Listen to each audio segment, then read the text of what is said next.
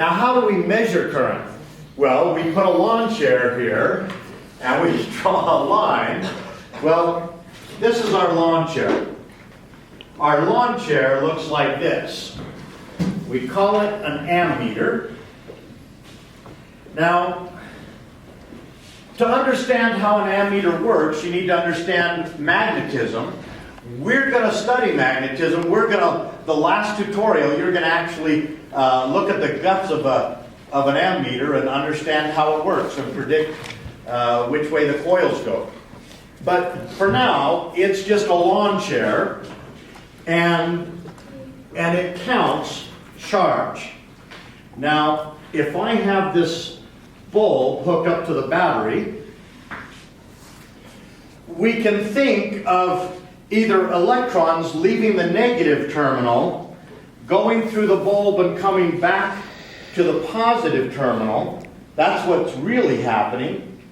Or what everyone in the world does is pretend that conventional current, positive charge, is leaving the positive terminal, going the other way through the bulb and back to the negative. Now, if we want to measure that flow, we have to actually break the line. We have to break the line, turn off the bulb, and make that current go through my ammeter. Now look at the brightness of the bulb. Is it different with or without the ammeter? No. Not much. Pretty much the same. And that's what you expect from a good measuring device. You don't want your measuring device to change what it is you're measuring. Now, what does that tell me about ammeters? Is it hard to get those charges to go through an ammeter? No, it's very, very easy. It's like it's not even there. We say that an ammeter has small, actually negligible resistance. We'll talk about resistance in a little bit, okay? But it's just the obstacle to the flow. Okay.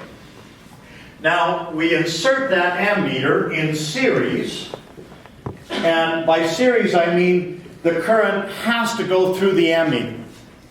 All the current that goes through the bulb has to go through the ammeter. There's only one path.